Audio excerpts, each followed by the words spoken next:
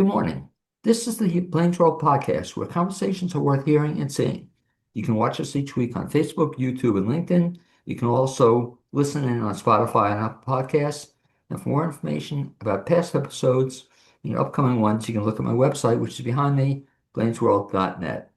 I'm your host, Blaine Greenfield, coming to you from my Zoom studio in lovely downtown Fairview, North Carolina. Each week, we will share positive news and information about people and organizations in both Western North Carolina and throughout the country. And toward that end, it's my pleasure to introduce Patti and it's Posner, is it? Is that Posner. Posner, I'm sorry. Retired from her family's resort, the Hotel Brickman, and author of My View from the Mountains, a Catskill memoir. She's my guest today, and feel free, Patti, to wave to all your fans and friends watching on YouTube or Facebook. Hello, That is okay. everybody. Good to almost see you. Okay, and Patti, as you mentioned, grew up at a family's resort hotel, the Hotel Brickman in the Catskills. And I like what she says, think Dirty Dancing in her memoir, In My View from the Mountains, a Catskill memoir. And since you mentioned that, I mentioned that already, I should talk about the fact that that was near where Dirty Dancing took place, or the premise.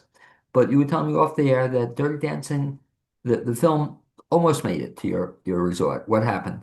That's correct. They approached my family. My uncle ran that part of the hotel, and they wanted to do some of the filming at the Hotel Brickman. And it was in the middle of the summer, and it was the height of our season, and they needed 30 rooms. And not dirty rooms, 30 rooms. And, and we didn't have any availability. And so obviously he didn't know the fantastic reviews that Dirty Dancing would get, and he told them no. So where And where do they wind up going instead? they went to Lake Lore here in North Oh, Carolina, okay. and they did some filming in West Virginia or Virginia. And so you were how old at that time? Oh, I'm not 100% sure. I was probably in my 30s already when that happened. Okay. But just think how that happened. Your whole life could have been different. You, Oh, you could have been I discovered, right? yeah. I But mean, I would have had a great story to tell, and I could have written another memoir. okay, but you have a bunch of stories to tell. So let me ask you this question then. As a kid, you grew up where? I grew up at the Hotel Brickman, which is in the Catskills. So, as you said, think Dirty Dancing, and in a little town called South Fallsburg, New York. Okay, I told you I knew Fallsburg then, and they had a Right. resort. They had a resort there too. Is that correct? Oh, there were, in its heyday, there were about 500 resorts. Really? Yeah. Wow. Are Yeah. there And that was in the 40s. And in the 80s, I'm not sure how many, but there were many, many Catskill resorts. are there still Catskill resorts? No, I mean, the Concord still exists, and I believe it's a casino now, which was a dream that we all had as hotel owners, that our hotels would be of casinos. And basically that's the only resort that's left. And the other place to go in Sullivan County or the Catskills is it's called Bethel Woods, and that's where the site of the Woodstock concert was. Okay, and so as a kid then, how old were you when the Woodstock concert took place? I was 19. Okay, and did you get to Woodstock? I did not. Well, actually, I got there the day after. But I was the boss's daughter, and our entire staff went or our entire young staff went to the Woodstock concert, and I couldn't go because I was the boss's daughter and I had to stay and work. Did And so, did they give you notice at least that they were going, or they just didn't show that day, a couple days? well, we gave a little bit of both.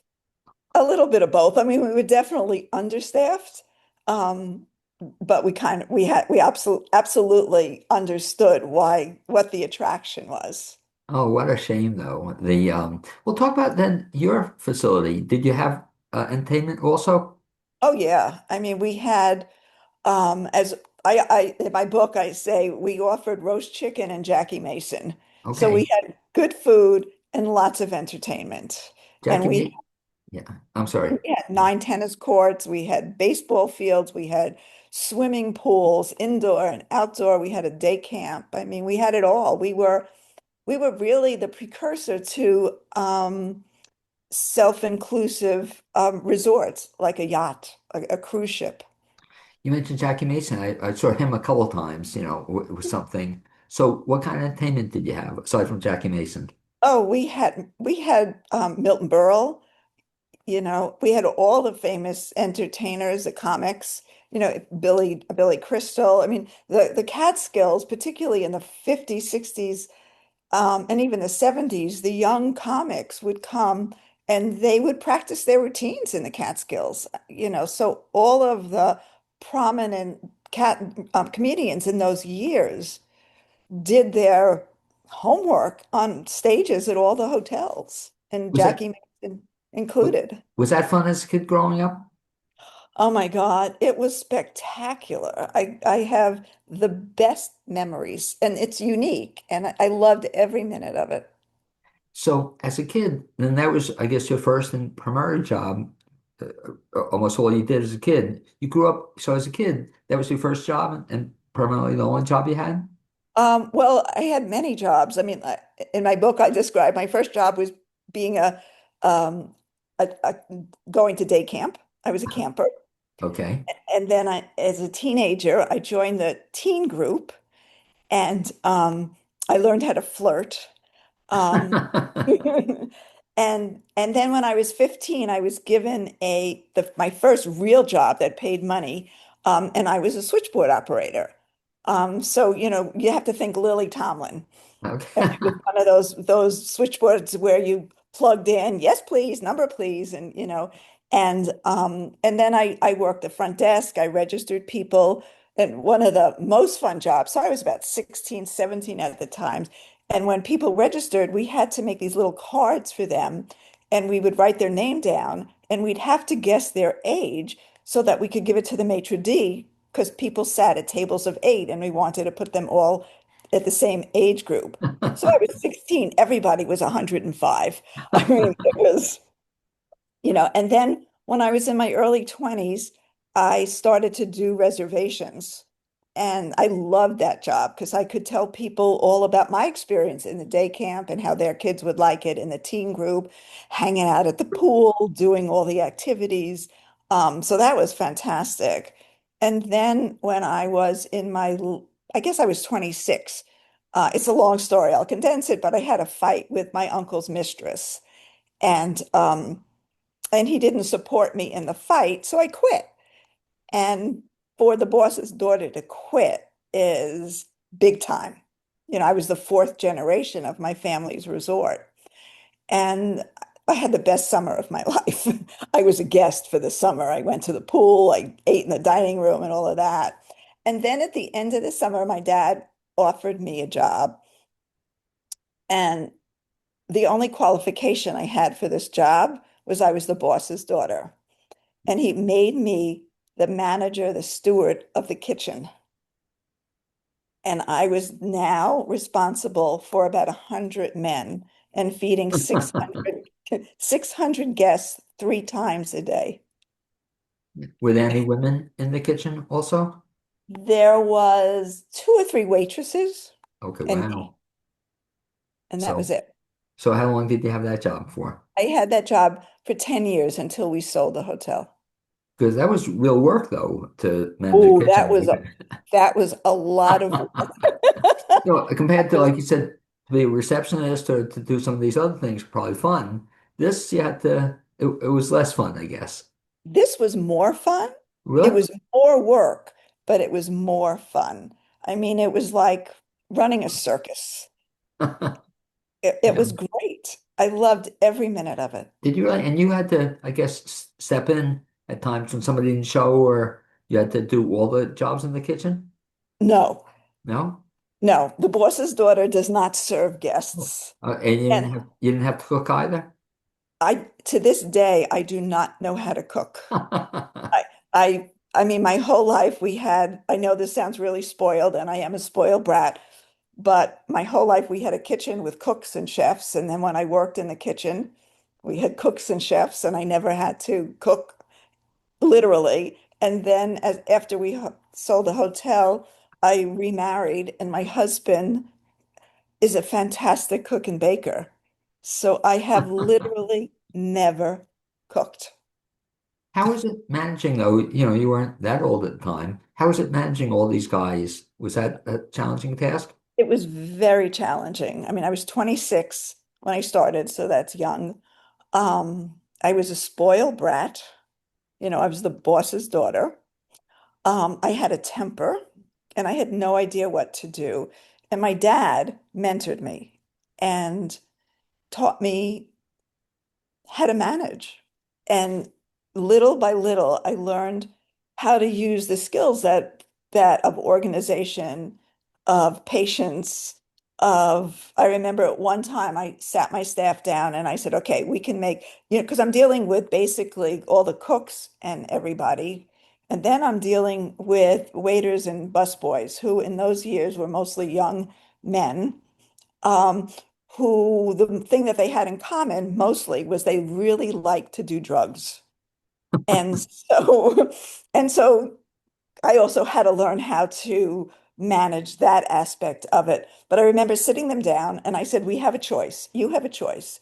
I can be a bitch or I can be wonderful. But we have to get the work done. We have to get the food on the table and we have to make our guests happy. So you can choose, raise your hand. Do you want me to be a bitch or do you want me to be a pleasant boss? And so they raised their hand at pleasant boss and we got the work done. Hello, that was the name, also one of the chapters in your book. You deal with that? Yes, one of the chapters in my book is matzo balls and quaaludes. And so as I mentioned, they like to do drugs. So in the beginning of my career in the dining room, they like to do quaaludes.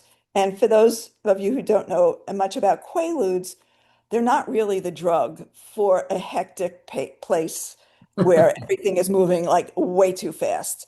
But that's what they were doing. And one day, one of our waiters, um, he picks up a tray, and I can see him picking up a tray of 30 matzo ball soups, which is incredibly hot and very heavy.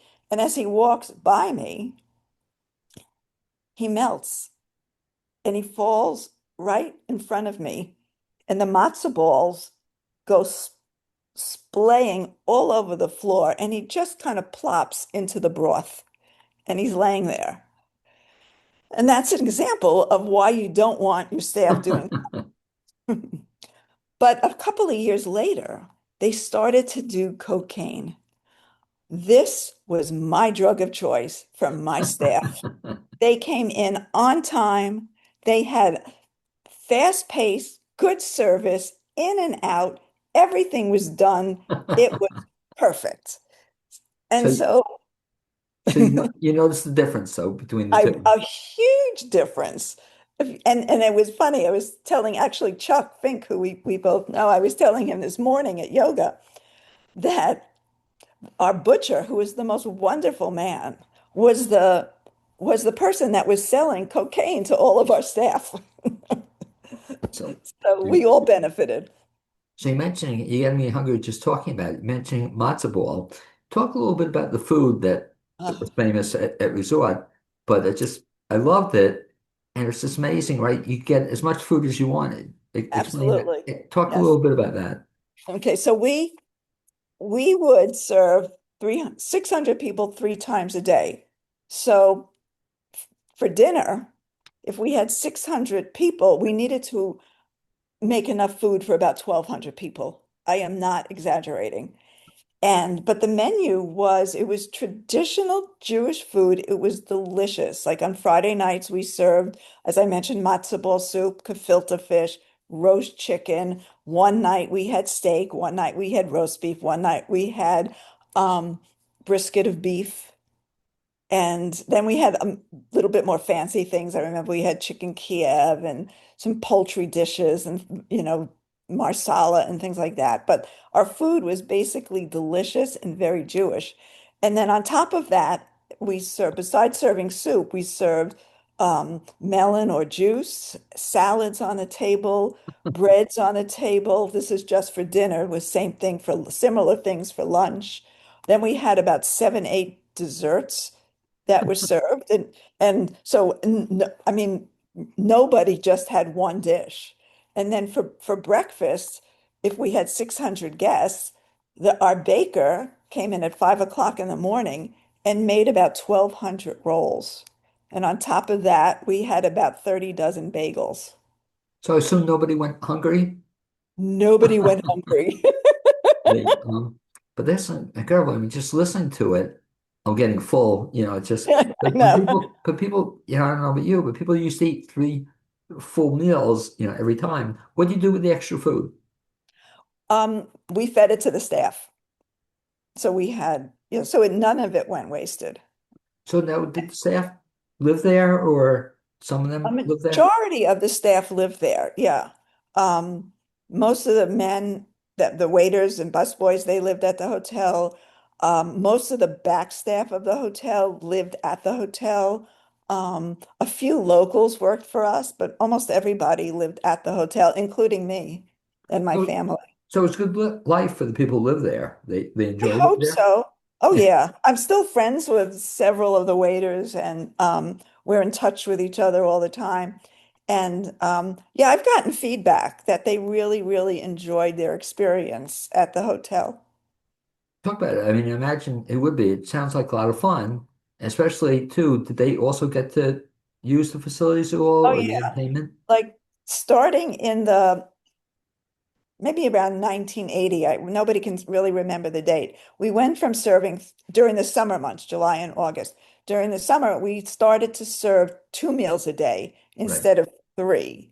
And so our guests would wrap up, they would wrap up like we had to make more rolls because they would wrap up rolls with tuna fish to take out and have it for lunch. So we were making like 1,500 rolls. But our waiters, who only had to serve breakfast and dinner, called it a station with a vacation. So the season then, was it all year round or primarily in the summer? Our hotel was open from Passover, April, until November. Most of the other hotels were open year round, but we weren't. So what happened then when it was closed down? What happened at that time? We moved. My uncle went to Florida. He had a home in Florida. My grandmother went to Miami Beach because that's where Jewish grandmothers went. And my parents had a home in South Fallsburg. And so we became once again locals. And so is that where you went to school as I well? did. Yeah. Okay, Yeah. the Fallsburg area. So what happened then? So this was went through a large part of your life. What happened then? You eventually sold the business, or what happened to the business? So in let's say 85, my uncle, who was my dad's business partner, um, came into work one morning. He was a real character, and not always very nice, particularly to me. And he comes in one morning and he said, "Good morning, Patty. How are you?" And I went into the maitre d' and I said, "What's the matter with Uncle Murray?" And he said, "I know something's a little off." And by the end of that day, he literally, no exaggeration here, he lost his long and short-term memory. Oh, And we had to house, we have plenty of room, so we had an apartment that he could live in, and we provided round the clock care for him. But he literally couldn't even remember how to eat, how to go to the bathroom. He couldn't do anything. And so then it was just me and my dad because he didn't have any children. And it was very concerning for me because there was a lot of financial stuff that needed to be addressed. And so my father decided maybe it was time we should think about selling the hotel. The Catskills was just beginning its decline because Jews could travel more easily at that time around the country. And there were rumors all over the Catskills that the Brickman was being sold. And one of the places that the rumors were was that it was going to be sold to the Siddha Foundation, which is an ashram. At that time, it was headed by Maharishi Mahesh Yogi. And my dad and I, one day in October, are standing in front of the hotel and we're discussing this. And this man comes up to my dad and introduces himself. And he said, "I am from the ashram," which was just down the road from us. He said, "I hear we're buying the hotel," like a joke. So I'm thinking, what's my dad gonna, what's the punchline to this? And the man says, "Well, what are you asking?" my father gave him a price. And 6 weeks later, they bought the hotel. Wow, must have been a change for you. So you grew up in your whole life on this. Um, Yes, and you were how old at that point in time? I was 36. Now, do you also have any brothers or sisters? No, just No. me. Any other family, cousins, I any? had my father had a brother who was his partner who had no children, Right. and they had a sister, but she never had any shares in the hotel. So it was really just me and whoever my uncle had chosen to give his shares to. So poor Patty, at the age of 36, she's thrown out in the street and I know. has to find, I guess also you have to find a place to live. No. Remember, I'm a spoiled brat. I had a home at the ashram, at the hotel, Yeah. and part of our deal was that I could live there for 2 years. Okay. So I had time to adjust. And my aunt, who lived there, also had time to adjust. And I remember, like you talked about the transition, I remember I said to my dad, "What do we do now?" And he said, "Make new traditions." I mean, he just one foot in front of the other. So I lived there for 1 year while it was an ashram, Now, when you were which living was there, the kitchen, I guess, changed too, or it wasn't the same it was activity. I remember after we sold it, the ashram had a ceremony to transition it from a kosher kitchen to a spiritual retreat. And my dad and I went, and it was really beautiful. I mean, it was really something. So And yeah, but they cooked and everything. They had their own, they used the kitchen, of course. did it stay as an ashram or is it still an ashram? It's still an ashram. Okay, and Still still an ashram. flourishing, I guess, or for what it does? Appears to be, yeah, I haven't been there, but I've been in touch. They support my book on Facebook. And Very actually nice. at the end of I got an email from someone that had grown up at the ashram. So after we sold, now it's 40 years later, so he must be now in his 30s, but he grew up and he compared growing up at the ashram to my growing up at the hotel and the similarities between two great communities they both were and how similar. And so I asked him to write something for my book because I had never thought about that. Very nice. And did he? Oh yeah. Oh Okay. yeah. So talk about the fact that you're in your 40 or whatever you are, and you don't have a job now for the first time in your life, since you were 16. What did you do at that point in time in your life? Um, so I left after a year. I left South Fallsburg, which was huge, because I was Patty from the Brickman, and now I had no identity. And I moved to Fort Lee, New Jersey, Okay. and I worked a bit, and I didn't like it because I knew how to run a kitchen, and the people that I was working for didn't know how to run their business, and it was really frustrating. So I decided to go back to college. And so I got my degree, Where was your degree from? Ramapo College in Okay, very Ramapo, New cool. Jersey. At the age of Yeah, 40, was your I was 40. Yeah. non-traditional student. What did you study? I studied sociology. Okay. And did you use that in another career? Nope. I never had another career. I basically retired. I was very fortunate. I don't take that lightly. And so I learned how to play tennis and, how to have a fun life. And so talk about being then in another life. You also all of a sudden were very impressed with did a couple other things. One thing you also became a writer. And let's talk Yes. about the book, and you have it in front of you. You can just maybe show it briefly. Oh, I'd love to, of course. But My View from the Mountains, a Catskills memoir. What gave you the idea to write that? So when I was 25 and still living at the hotel and living in town, my friend David Gold said to me, "You need to write a memoir." I said, "David, I'm 25. I'm still living my story." And but I always thought about it. And then when I was 50, I was living in Boca Raton, Florida. And I joined this writing group Very and good. I was far enough away from some of the stories that I could reflect and write. And so in my book, there's a lot of personal stories because I wanted people to see that for most people, it was a vacation. For me, it was life, and I wanted also for people to see like guests would come and they would see the gefilte fish on the table. I wanted them to see how the gefilte fish got to the table. And so, when I was in my 50s, I could write about my marriage and things that were really very personal.